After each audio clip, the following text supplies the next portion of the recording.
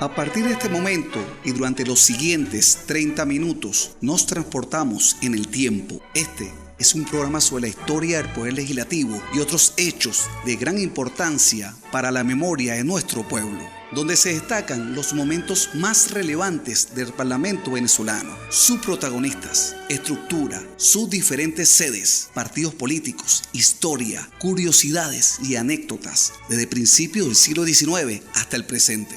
Historia del Parlamento y algo más. Además de conocer la historia de nuestro Poder Legislativo, damos a conocer las efemérides más relevantes en nuestro país, destacando las correspondientes al ciclo bicentenario de nuestra América, resaltando el gran patrimonio histórico-cultural en la vasta colección artística arquitectónica del Palacio Federal Legislativo, sede de la Asamblea Nacional. No existe un muro tan alto, soñar si se es grato el soñar. Muy buenos días, hoy lunes te damos la cordial bienvenida a nuestro programa Historia del Parlamento y algo más. Como todos los lunes les habla el historiador de la Asamblea Nacional, Peter Mendoza, y hoy estaremos conversando sobre el 19 de abril de 1810 y la Junta Suprema de Venezuela. Ya son 215 años de aquel acontecimiento histórico que inició el proceso de independencia, no solamente en Venezuela, sino en todo el continente americano, en nuestra América. Y como todos los lunes me encuentro en compañía de nuestra locutora investigadora de la Asamblea Nacional y de la Universidad Central de Venezuela, Carolina Caballero. Muy buenos días, bienvenidos a su programa Historia del Parlamento y algo más. Bueno, aquí nos encontramos también con mi querido historiador Peter Mendoza y vamos entonces a conversar, a entrar en contexto del tema del día de hoy. Sí, es el 19 de abril de 1810, pero queremos ahondar un poco más. ¿Cuáles fueron las causas, el contexto histórico? Y es conocido como la Revolución de Caracas. Entonces, ¿cuáles fueron las semillas que emergió para que esa revolución se hiciera? Y, bueno, por supuesto, acontece este 19 de abril. Sí, como este programa se llama Historia del Parlamento y algo más, importante destacar, Carolina, que el Cabildo viene siendo el antecedente directo del Congreso de Venezuela. El Cabildo es una institución de la monarquía española, traída por supuesto de España hacia las colonias, y que se instaura en la América hispana. En Venezuela toma fuerza a partir del siglo XVI, todo lo que son estos años 16, 17 y 18. El Cabildo va a ser centro de discusión, deliberaciones de los asuntos políticos y económicos más importantes de las colonias, claro, tanto de las provincias como los virreinatos. Nosotros acá era la provincia, la Capitanía General de Venezuela a partir del año 1777, que nos da ese rango. Y allí, por supuesto, como ya he comentado, se discuten los temas de interés acá en las tierras de ultramar. Aquí también se discuten temas también relacionados con la propia metrópoli, con el Reino de España, leyes, decretos que se emanan de la monarquía y que tienen repercusiones acá en las colonias. Esto es importante destacarlo porque es el antecedente directo del Congreso de Venezuela que se va a gestar a raíz de los acontecimientos del 19 de abril de 1810. Pero ¿cómo llegamos acá? Exacto. Es importante destacar. A principios del siglo XIX, España y la Europa en sí vivía una época de total conmoción. Eso por la amenaza de Napoleón Bonaparte en Europa. Ya a finales del siglo XVIII, en Venezuela, existían movimientos insurreccionales. El de José Leonardo Chirino fue en 1795.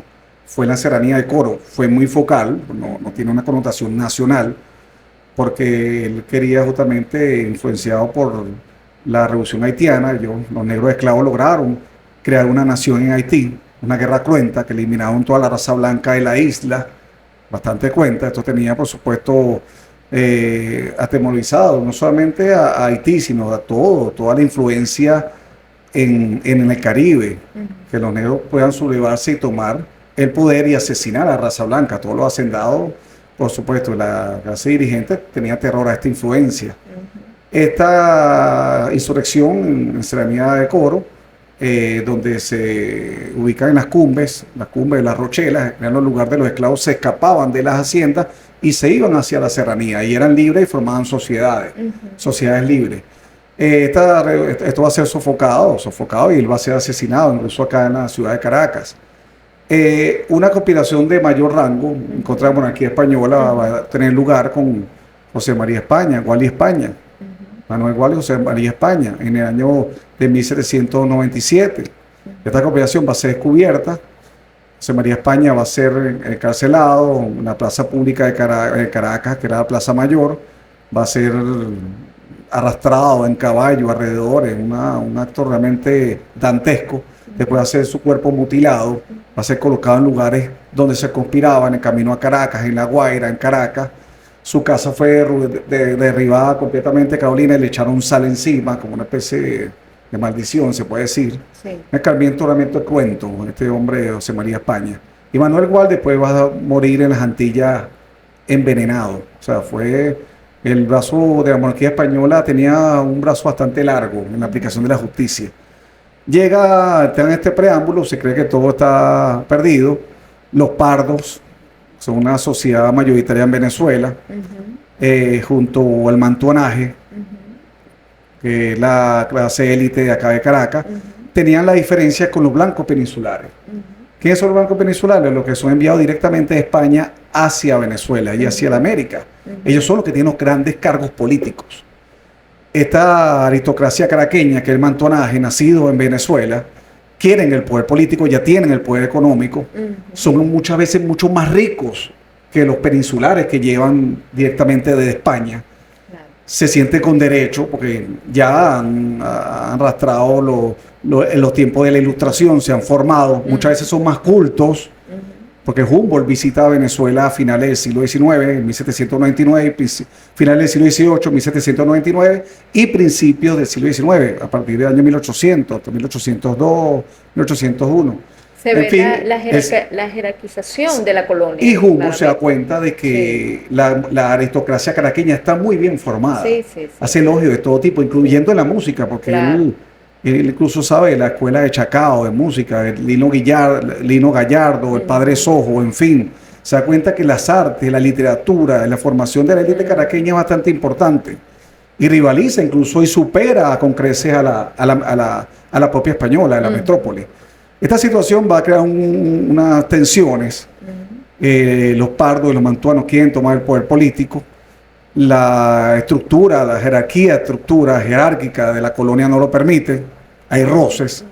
1808 es un año importante. Exactamente. Ese año Napoleón Bonaparte, con la excusa de invadir a Portugal, atraviesa con tropas la península ibérica e invade a España. Toma Madrid, apresa a Carlos IV, a Fernando VII. La abdicación de Bayona, son llevados a Bayona.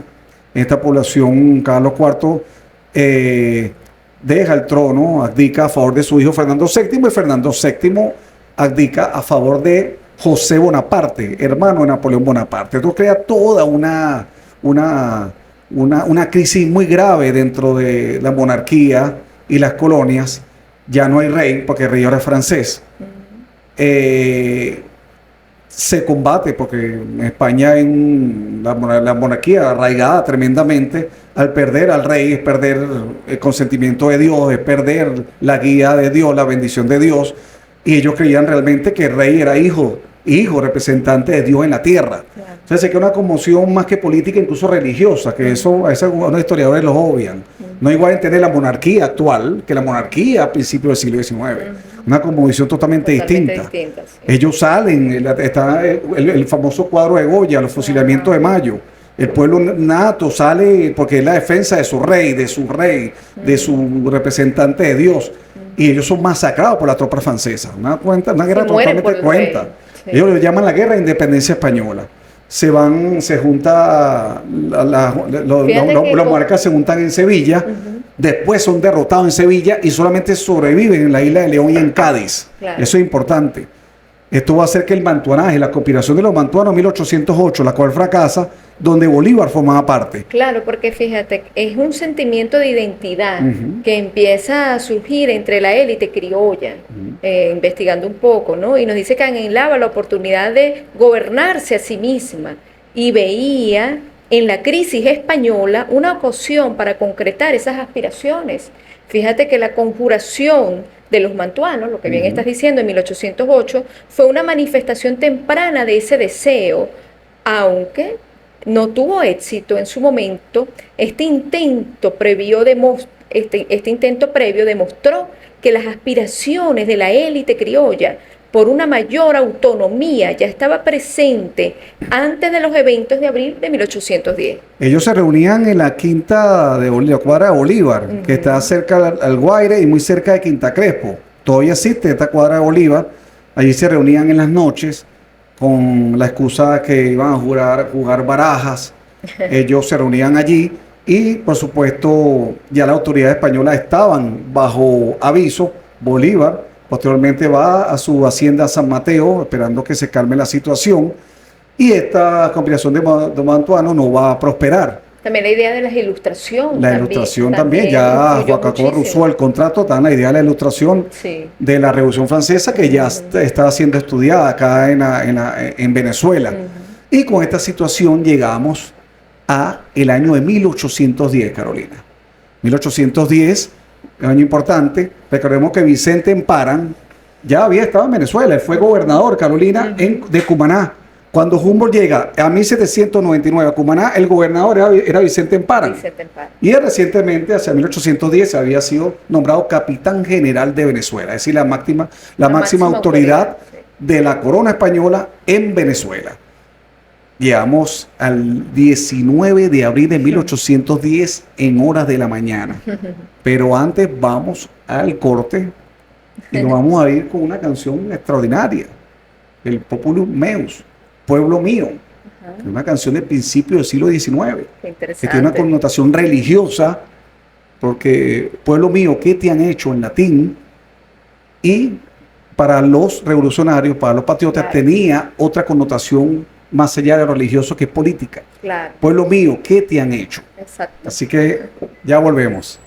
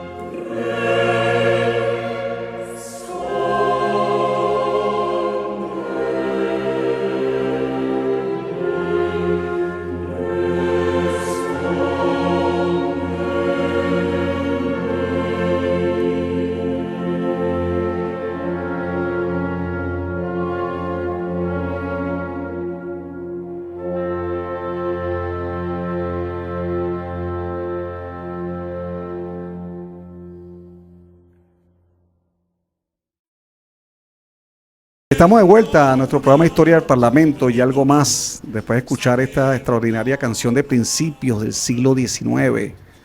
Y estamos conversando sobre el 19 de abril de 1810 y la Junta Suprema de Venezuela. Ya en el segmento anterior ahondamos en los antecedentes y ahora nos ubicamos en la mañana, la fría mañana de aquel Jueves Santo, 19 de abril del año de 1810. Los patriotas, los mantuanos, los pardos, ya tenían preparado ya el terreno para dar este golpe, bueno, se dicen algunos historiadores, y yo concuerdo que este es el primer golpe de Estado de Venezuela, de la historia venezolana, porque fue preparado en contra del capitán, el poderoso capitán general de Venezuela, Vicente Emparan, que representaba los 3 siglos, se dice fácil, 3 siglos de coloniaje español en Venezuela, con todas sus instituciones sólidas para principios del siglo XIX, la cual estaba en jaque por la difícil situación de la propia España, invadida por las fuerzas napoleónicas. Es importante destacar que desde Venezuela, desde las colonias, se enviaba dinero, Carolina, y se enviaba apoyo a las tropas españolas que combatían en contra de los franceses. Había solidaridad de esta parte de la América, y esa solidaridad incluso va a estar más adelante en el acta de independencia de Venezuela del año siguiente, esa hermandad, esa mano extendida de las colonias hacia los españoles en la lucha contra los franceses. El dilema aquí era que las colonias y la monarquía sustentan su poder en la obediencia absoluta al monarca. Pero si no está el monarca, ¿a quién le deben esa obediencia absoluta? No está Fernando VII, está un usurpador, en este caso es el rey francés, o sea, no es español, que es José Bonaparte. Entonces, los patriotas aprovechan esta coyuntura, esta oportunidad, para justamente enfilar el proceso de independencia absoluta de la metrópoli española. Vamos con los acontecimientos de la mañana del 19 de abril de 1810. Fíjate, tomadas de la revista Memoria, justamente en abril del 2010, precisamente para el Bicentenario, se hizo esta investigación, muy recomendado. Y entonces nos dice que el Jueves Santos del 19 de abril de 1810, fíjate, era la Semana Mayor, a las 8 de la mañana se reunió el ayuntamiento y se declaró en cabeza de don José Llamosa el Cabildo Abierto. Se solicitó inmediatamente la presencia del capitán general en el recinto para tratar sobre la situación crítica por la que atravesaba la provincia y fue llamado para tal fin. Ampara accedió a asistir al ayuntamiento. El cabildo procedió a expresarle sus planes al capitán general, quien después de escuchar las razones de los cabildantes, manifestó la necesidad de mantener la calma y considerar que hay un gobierno en España representado en la regencia, a que le debían obediencia y sometimiento a la autoridad. Luego pidió permiso y salió a presidir los deberes religiosos planificados por ese día. Cuando iba subiendo las escaleras hacia la catedral, Francisco Salia, uno de los criollos complotados, lo agarró del brazo, justo enfrente de una guardia de granaderos del regimiento de la reina, formada en la puerta de la catedral, que rendía honores, intimidándolo a que volviera al ayuntamiento, mientras un grupo de criollos complotados trataban de impedirle el paso, gritándole que regresara. Muy importante, un paréntesis aquí, porque ese simple gesto de tomar el capitán general de Venezuela, representante de la monarquía española, por el brazo. Tomarlo por el brazo. Esa semejante osadía, es una osadía que se paga con la muerte porque es alta traición, desobediencia, desacato a la autoridad real. Eso es un momento de inflexión. A partir de ese simple gesto de tomar al capitán general con el bastón de mando por el brazo y darle órdenes, un criollo, un venezolano, de que no va a la catedral, sino que se me devuelve atrás al cabildo. Eso es un momento histórico. Así es. Entonces fíjate que la reacción inmediata de la guardia de Granadero fue defenderlo, o sea, fue defender con sus bayonetas al capitán general. Exacto. Sin embargo, su capitán de compañía, don Luis Ponce, lo detuvo y ordenó romper filas, es decir, estaba entre los complotados. El ejército definitivamente estaba ganado para los juntistas. En Para no tuvo otra alternativa que volver a atravesar la plaza hasta el ayuntamiento. Mientras lo hacía, ninguna tropa se plegaba en su defensa y la guardia no le rendía honores militares a su paso. Los capitanes Pedro Arévalo, Carlos Sánchez y Panteleón Colón movilizaron rápidamente a los hombres de sus compañías y apresaron a los oidores de la audiencia, así como al intendente Basadre, al asesor de la capitanía José Vicente Anca, al subinspector de artillería brigadier de Agustín García, entre otros altos empleados y militares de la autoridad peninsular en la provincia. Es importante, porque siempre se tiene el 19 de abril de 1810 con la imagen de la iglesia, claro, y con la escena de balcón, pero no, se toma como prisioneros a las autoridades, las altas autoridades de la monarquía, las autoridades de la monarquía española en Venezuela. Y fíjate lo interesante, eran negros y pardos armados de bayoneta, fusil y sables, conduciendo a la fuerza a las mayores autoridades coloniales blancas entre la multitud conglomerada en la plaza principal de la ciudad de Caracas para presentarlas ante el ayuntamiento. El orden de la segregación de los colores se había trastocado. Ante la presión de los cabildantes y notables de Caracas, Empara salió al balcón de la casa del ayuntamiento y dirigiéndose a la multitud de militares y gente común, blancos y pardos la mayoría, le preguntó si querían que él siguiera gobernando. La respuesta en coro que crecía en su voz fue ¡no! Este fue el sello de su destino ya trazado entre las élites blancas que asumían de una vez por todas el poder político de la provincia. Gracias a los testigos de ese día, se podría calcular entre milicianos, militares, pardos de la ciudad, casta y blancos criollos aproximadamente, por lo menos entre unos 1.000 a 2.000 personas concentradas en la plaza y adyaciencias. Los jóvenes criollos y los pardos eran los que más movilización enseñaban. Es importante, fíjense, estamos hablando de 1.500 a 2.000 personas en la plaza. Una Caracas que realmente era pequeña. O sea, fue todo un acontecimiento. Sí, realmente. total. Se imagina el tumulto, se estaba ya gestando, ya estaba floreciendo esa nueva Venezuela. Venezuela, a partir de ese momento, cambiaría para siempre. Un antes y un después. Fíjate que también nos dicen que logran instalar la Junta Suprema. En la Junta Suprema Conservadora de los Derechos de Fernando VII, que se estableció ese día, se desconocía la autoridad de la regencia sobre la provincia y se planteaba la obediencia solo al gobierno español que se estableciera con el regreso del monarca. Por tanto, la Junta serviría en la administración ejecutiva y legislativa y en la defensa de estos territorios, preservando los derechos del rey, deseado mientras regresaba de su cautiverio y recuperaba su reino. Una vez constituida la Suprema Junta de Caracas, el mismo 19 de abril, ya caída la tarde, las representaciones se establecieron más claramente. La participación destacaba de los pardos en la jornada, ya fuera desde la milicia como artesanos desde sus comunidades, obligó a romper la designación representativa colonial del pueblo llano, que solo incluía a los blancos no notables o notables, a la general de la plebe por una más específica que designara los intereses de un grupo socio-racial colonial, el cual por primera vez se le reconocía la representatividad.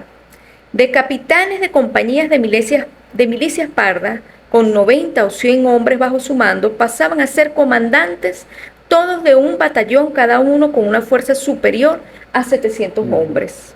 Los capitanes pardos han sido designados en puestos de mando que antes del 27 de abril, fecha que se produce estos ascensos, estaban reservados para los blancos criollos. Además recibían un sueldo con el de capitanes de tropa veterana. Qué interesante. Fíjate, 4 días después, Información. Carolina, interesantísimo. Bueno, esta revista Memorias de Venezuela, Ujú. la edición del año 2010, una edición del Bicentenario, aquel 19 de abril del año 2010, el Bicentenario de aquella jornada. Y el cuadro de Juan Lovera, que ahorita en breve momento vamos a describirlo. 4 días después, del 19 de abril, Vicente Emparan es embarcado en la corbeta Bergantín María del Pilar, Santa María del Pilar, rumbo a los Estados Unidos. En los Estados Unidos él escribiría sus apreciaciones sobre esta jornada. Y hay una cita importante, él dice que el germen de la rebelión está en nuestras venas, está en nuestra sangre. Así Y eso es, ya él lo vio. claro. Lo que sí se equivocó es que él pensó que esta tumulto, revolución, como lo llamó él, no iba a prosperar y que iba a acabar en pocos días. Claro. La guerra se va a extender por gran parte del territorio venezolano y gran parte de la América. Es importante también decir que esta junta, Venezuela, acá, como dice el himno, seguir el ejemplo de Caracas dio. Esta junta que se hace acá el 19 de 1810 en Caracas, se va a extender por el continente. Quito, Bogotá, las principales capitales van a seguir el ejemplo de Caracas conformando juntas. Así Esta es. junta, es importante decirlo, de que aunque los patriotas toman la iniciativa, aquella jornada estaba conformada por diferentes intereses. Así es. Un sector importante quería la independencia, claro, estaban abogando junta defensores de los hechos de Fernando VII. Sí, No pueden decir otra cosa porque es alta traición, claro. paso a paso, paso a paso. Sí. Pero hay una sección que sí era leal al monarca y a España. 3 siglos de colonia española no es cualquier cosa. Estaban algunos que querían la independencia, pero no absoluta. Un Total. tipo de acuerdo con España para no entrar en guerra. No son antipatriotas. La guerra con España no es cualquier cosa, como lo va a sí. demostrar los campos de batalla, la aniquilación de familias enteras, haciendas, propiedades, en fin. Total. Se está evitando, está toda Claro. tendencia y todas tienen su voz en esta conformación, porque a los pocos días, a los pocos meses se van a conformar la elección de los diputados, Carolina. Ajá, sí. Viene lo que es el Congreso el año siguiente, el 2 de marzo del año 1811, y de allí va a nacer la República de Venezuela el 5 de julio de 1811, el año siguiente. Es el preámbulo a la independencia de Venezuela. Antes Sí. de despedirnos, tenemos que mostrar Desplegar. la obra de Juan Lovera. Juan Lovera estuvo presencialmente allí. Esta obra es en el año 1835, pero él tenía el boceto ya en la mente. Aquí está la Catedral de Caracas al fondo, está Vicente Emparan, allí están los granaderos, allí está el pueblo llano en la adyacencia de la Plaza Mayor. Recuerden, la Plaza Bolívar no existía, era la Plaza Mayor. Y está el tumulto. Claramente se ve que hay un tumulto, los sacerdotes se ven al fondo de la iglesia, de la Catedral de Caracas, pero hay un tumulto que impide la entrada al capitán general de Venezuela. Este cuadro de Juan Lovera, hecho en 1835, es decir, muchos años después, pero tiene un gran valor histórico porque él estuvo allí, Juan Lovera estuvo allí. De hecho, él sobrevivió a la guerra, afortunadamente, porque incluso emigró a Oriente posteriormente, pero sobrevivió a la guerra y realizó este extraordinario documento, más que una obra de arte, un documento histórico de primera mano, una especie de fotografía, se puede decir, de aquellos acontecimientos. El Así 19 de abril de 1810, Jueves Santo, importante, ¿no? Claro, Semana Mayor. Realmente el Jueves Santo, una fecha que se respetaba y se realizaba todo el protocolo eclesiástico de la época colonial. Y bueno, con esta imagen del gran patriota Juan Lovera, nos despedimos. Vamos a tirar un poco más, ¿verdad? Nos despedimos de nuestro programa Historia del Parlamento y algo más. 215 años de aquella jornada. Le rendimos una reverencia a aquellos patriotas que dieron su paso adelante, que fue el primer paso, el inicio del largo proceso de independencia y emancipación de nuestra amada Venezuela y de la América toda. Se despide por este lado el historiador de la Asamblea Nacional, Peter Mendoza. Y por este lado, la licenciada Carolina Caballero. Recuerden compartirlo a través de Somos Asamblea Radio AN. Gracias. Hasta la próxima.